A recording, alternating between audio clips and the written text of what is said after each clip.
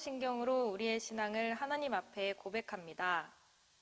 전능하사 천지를 만드신 하나님 아버지를 내가 믿사오며 그 외아들 우리 주 예수 그리스도를 믿사오니 이는 성령으로 잉태하사 동정녀 마리에게 나시고 본디오 빌라도에게 고난을 받으사 십자가에 못 박혀 죽으시고 장사한 지 사흘 만에 죽은 자 가운데서 다시 살아나시며 하늘에 오르사 전능하신 하나님 우편에 앉아 계시다가 저리로서 산자와 죽은 자를 심판하러 오시리라.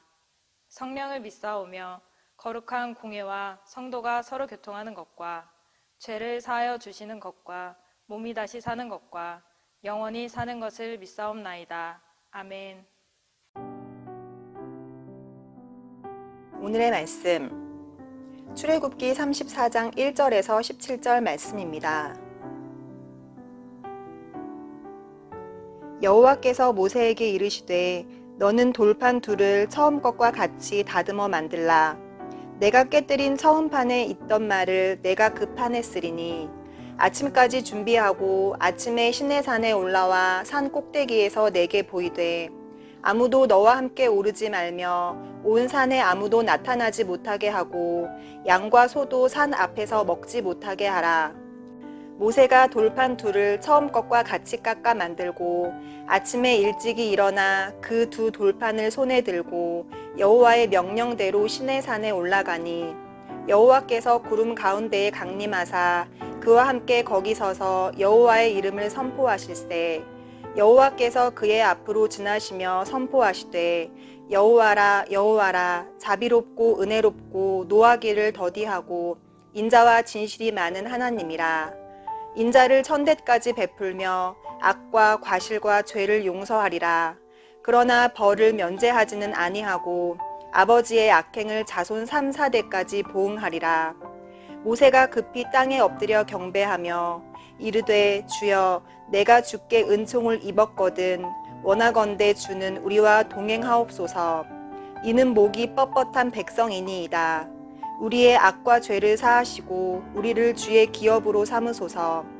여호와께서 이르시되 보라 내가 언약을 세우나니 곧 내가 아직 온 땅 아무 국민에게도 행하지 아니한 이적을 너희 전체 백성 앞에 행할 것이라. 내가 머무는 나라 백성이 다 여호와의 행하심을 보리니 내가 너를 위하여 행할 일이 두려운 것임이니라. 너는 내가 오늘 내게 명령하는 것을 삼가 지키라. 보라 내가 내 앞에서 아모리 사람과 가나안 사람과 헷 사람과 브리스 사람과 히위 사람과 여부스 사람을 쫓아내리니 너는 스스로 삼가 내가 들어가는 땅의 주민과 언약을 세우지 말라. 그것이 너희에게 올무가 될까 하노라. 너희는 도리어 그들의 제단들을 헐고 그들의 주상을 깨뜨리고 그들의 아세라 상을 찍을지어다. 너는 다른 신에게 절하지 말라. 여호와는 질투라 이름하는 질투의 하나님이니라. 너는 삼가 그 땅의 주민과 언약을 세우지 말지니 이는 그들이 모든 신을 음란하게 섬기며 그들의 신들에게 제물을 드리고 너를 청하면 내가 그 제물을 먹을까 함이며 또 내가 그들의 딸들을 내 아들들의 아내로 삼음으로 그들의 딸들이 그들의 신들을 음란하게 섬기며 내 아들에게 그들의 신들을 음란하게 섬기게 할까 함이니라. 너는 신상들을 부어 만들지 말지니라. 오늘 우리가 함께 읽은 출애굽기 34장 말씀은 하나님께서 이스라엘 백성과 다시 한번 시내산 언약을 세우시는 모습이 기록되어 있습니다. 우리는 오늘 주어진 이 말씀을 통하여 이스라엘을 사랑하시고 인도하시는 하나님의 은혜를 더욱 깊이 묵상하게 될 줄 믿습니다. 출애굽기 20장부터 하나님께서는 당신이 택한 이스라엘 백성에게 십계명을 세우시고 또 그들이 하나님의 백성으로 지켜야 할 여러 가지 법들 그리고 성막을 어떻게 만들어야 할지를 말씀하여 주셨습니다. 그리고 언약의 증거판 둘을 모세에게 주셨습니다. 그런데 이처럼 하나님께서 모세와 언약을 세우시던 그 은혜의 순간에 이스라엘 백성은 범죄하고 있었습니다. 은혜로이 모세를 기다리는 것이 아니라 오히려 아론에게 자신들을 인도할 신을 만들어내라고 요구하였습니다. 그리고 아론은 백성들과 함께 금송아지를 만들었고 온 백성이 그것을 즐거워하고 춤추었습니다. 하나님의 은혜를 경험한 사람이 어찌 이런 악을 행할 수 있을까요? 우리가 다 알고 있듯이 이스라엘 민족은 하나님의 은혜를 너무도 많이 그들의 목전에서 경험하였습니다. 출애굽하는 과정 가운데 이스라엘 민족이 얼마나 많은 기적을 체험하였습니까? 하나님께서 애굽에서 바로의 마음을 돌이키실 때까지 행하신 10가지 재앙들, 그리고 출애굽한 이후에 계속해서 보여주신 이런저런 기적들, 지금도 그들의 눈앞에 있던 구름 기둥과 불 기둥, 어느 한 가지도 세상에서 경험할 수 없는 초월적인 기적의 역사였습니다. 그리고 이런 기적들을 통하여 이스라엘 민족은 하나님께서 이 백성을 택하시고 인도하고 계시다는 것을 알 수 있었습니다. 사람들의 소문이나 또 우리와 같이 책을 통하여서 전해 들은 이야기가 아니라 눈앞에서 생생하게 그들이 경험한 은혜였다는 것입니다. 그런데도 그들은 잠시를 참지 못하고 범죄하고 말았던 것입니다. 하나님으로부터 은혜의 증거판을 받아든 모세는 우상을 만들고 그 앞에서 즐거워하고 있던 이스라엘 백성들의 이 참담한 모습을 보고 말았습니다. 그리고 이스라엘 백성의 이 참담한 범죄를 본 모세는 큰 충격에 휩싸였습니다. 출애굽기 32장 19절은 모세가 이렇게 행하였다고 기록하고 있습니다. 모세가 진에 가까이 이르러 이스라엘 백성이 그 송아지와 그 춤추는 것들을 보고 크게 노하여 손에서 그 판들을 산 아래로 던져 깨트리니라. 하나님과 세운 시내산 언약이 백성들에게 발표되기도 전에 모세의 손에 의해 깨어진 것입니다. 범죄한 이스라엘은 하나님의 은혜를 누릴 자격이 없었습니다. 우상을 만들고 우상을 즐거워한 이스라엘은 하나님 안에서 하나님의 즐거움을 함께 누릴 자격이 없었습니다.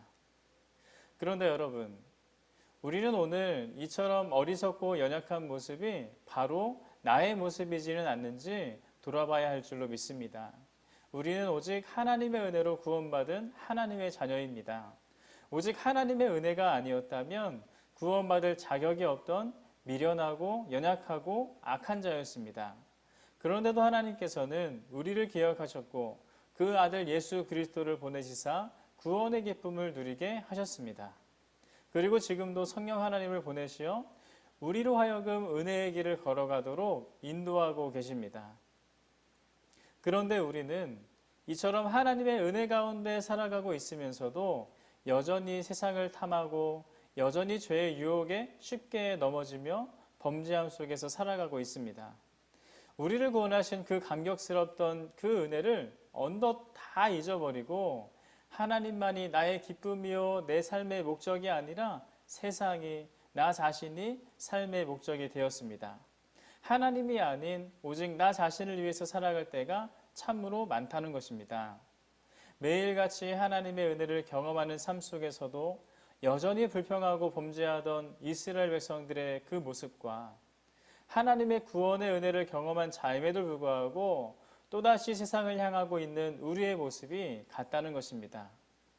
사랑하는 성도 여러분, 이처럼 죄악만이 가득한 우리가 죄악이 가득한 이스라엘 백성이 이제 어떻게 해야 할까요?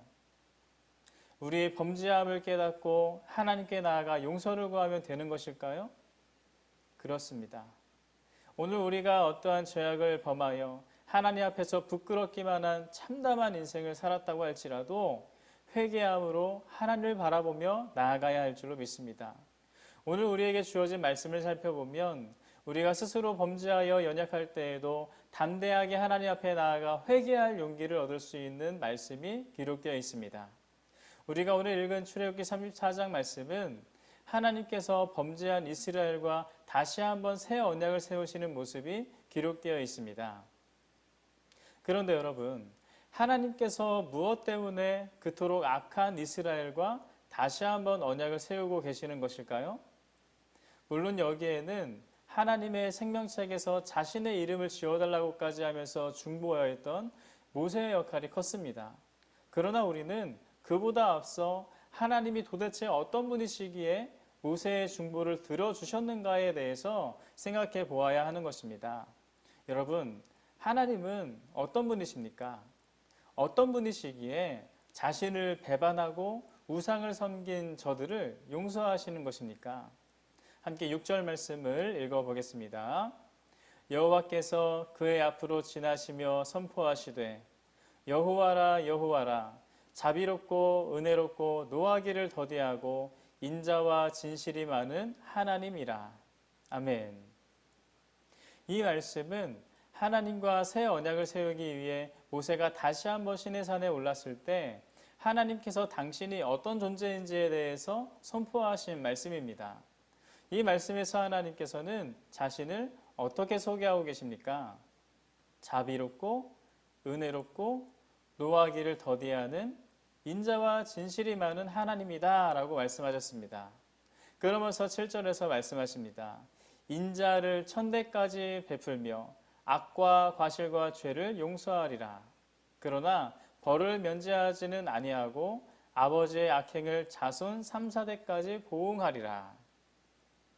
하나님 앞에 나와 자기 죄를 회개하며 용서를 구하는 자들은 천대까지도 하나님의 은혜를 다시 입을 것이지만 그렇지 아니하고 죄를 범하고도 끝까지 회개하지 않는 자들은 3, 4대까지 보응하시는 하나님의 형벌을 피하지 못할 것이라는 말씀입니다. 그런데 우리는 여기 7절 말씀에서 은혜는 천대까지 베푸시고 그 벌은 3, 4대까지 보응하시겠다는 말씀을 보게 됩니다. 이것은 문자 그대로 천대나 3, 4대를 의미하는 말은 아닙니다. 그러나 하나님의 은혜가 하나님의 진노에 비하여 비교할 수 없을 만큼 크다는 사실을 나타내고 있다는 것만은 분명한 것입니다. 사랑하는 성도 여러분, 우리는 분명히 하나님 앞에서 결코 정결치만은 않은 연약한 사람들입니다. 너무나도 연약하기에 오늘도 내일도 쉽게 넘어질 수도 있습니다. 그러나 그런 우리를 향한 하나님의 진노보다 더욱 크고 넓은 놀라우신 하나님의 은혜로 인하여서 우리는 오늘도 내일도 죄 사하여 주시는 은혜 가운데 살아가게 될 것을 믿습니다. 우리가 오늘 하나님 앞에 서 있는 것조차도 우리가 잘나서가 아니라 우리가 말씀을 잘 지켜 행하여서가 아니라 우리의 연약함을 다 용서하시는 하나님의 은혜 때문이었음을 오늘 기억하시기 바랍니다. 오늘 하루 그렇게 우리를 사랑하신 하나님의 은혜를 기억하며 하나님의 말씀에 합당한 삶을 살기를 힘쓰는 주님께서 기뻐하시는 광은의 성도 여러분들이 다 되시길 주님의 이름으로 축원합니다. 함께 기도하겠습니다.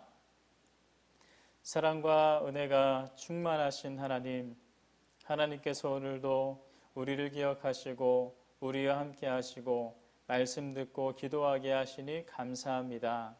하나님, 오늘도 우리는 연약하기만 한데 오늘도 우리에게 하나님께서는 사랑으로서 은혜로서 찾아오시고 우리를 용서하시니 감사합니다. 우리가 날마다 하나님께서 우리를 사랑하시는 그 사랑 가운데 그 은혜 가운데 살고 있다는 것을 기억하게 하시고 오늘도 겸손하게 우리 연약함을 인정하며 하나님만을 의지하는 삶을 살 수 있도록 인도하여 주시옵소서. 하나님께서 함께하실 줄 믿사오며 살아계신 예수님의 이름으로 기도드립니다. 아멘. 주님이 가르쳐 주신 기도로 예배를 마칩니다. 하늘에 계신 우리 아버지여, 이름이 거룩히 여김을 받으시오며 나라가 임하시오며 뜻이 하늘에서 이루어진 것 같이 땅에서도 이루어지이다. 오늘 우리에게 일용할 양식을 주시옵고 우리가 우리에게 죄 지은 자를 사하여 준 것 같이 우리 죄를 사하여 주시옵고 우리를 시험에 들게 하지 마시옵고 다만 악에서 구하시옵소서. 나라와 권세와 영광이 아버지께 영원히 있사옵나이다. 아멘.